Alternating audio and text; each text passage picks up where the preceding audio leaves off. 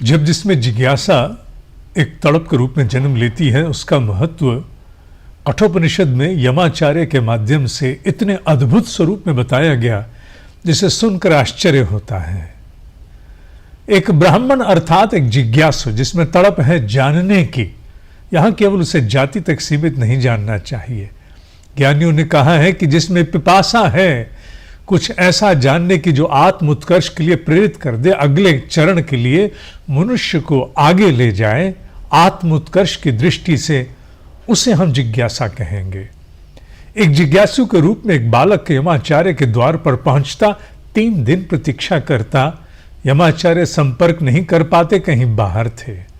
जब आते हैं तो now it is reading between the lines, अर्थात ये मर्म हम उद्धृत करते हैं, श्लोक में स्पष्ट भले ही ना हो, कि उन्हें यह सुझाव दिया जाता है कि हे यमाचार्य, आपने जिस पद को सुशोभित किया है, जिस पद को आपने इतनी कठिनाई से प्राप्त किया है, वो सारा पद और आज तक के जितने भी पुण्य हैं, जो मैं कह रहा हूं, ये श्लोक का मर्म है। अक्षरों पर नहीं जाना, क्योंकि अक्षरों के अंतर्गत आने वाले भाव को हमें आत्मसात करना है।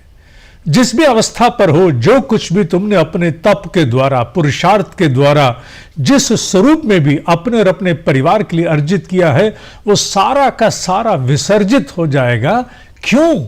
क्योंकि तुमने एक जिज्ञासु को प्रतीक्षा कराई है 3 दिन के लिए। अतः तुम्हें अब उसका दंड भी भोगना पड़ सकता है। उससे मुक्ति के लिए मार्ग ढूंढो। ये भाव उनमें अवतरित होता है जो श्लोक में स्पष्ट होता है। श्लोक में दिया गया भाव आशा प्रतीक्षे के स्वरूप में उन्होंने कहा है कि वो आशा कर रहा था, प्रतीक्षा कर रहा था कि मेरी जिज्ञासा, मेरी पिपासा का निदान होगा, पर आप 3 दिन तक उपलब्ध नहीं थे। एक जिज्ञासु की क्षमता को ऋषियों ने इस स्तर तक ले जाकर बताया जहां वो यमाचार्य के आसन को भी हिला सकता, उसके सारे पुण्य क्षीण कर सकता है। क्या हम में वो जिज्ञासा है? क्या हम में वो जानने की तड़प है?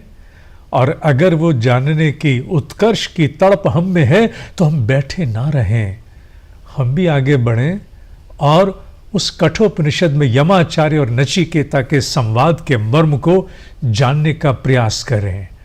जिज्ञासा और तड़प मनुष्य की ईश्वर की समस्त शक्तियों को विवश कर देती है कि वो अवतरित होकर के उसके सामने निदान स्वरूप उपस्थित हो जाए। जिज्ञासा तो लाओ, वो तड़प तो लाओ।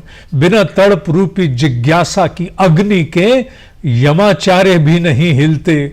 और यमाचार्य जो काल के अधिष्ठाता कहे जाते, अनुशासन के देवता माने जाते, उन्हें भी जिज्ञासा हिला सकती है। क्या तुम भी जिज्ञासु हो? और अगर हो तो प्रतीक्षा मत करो।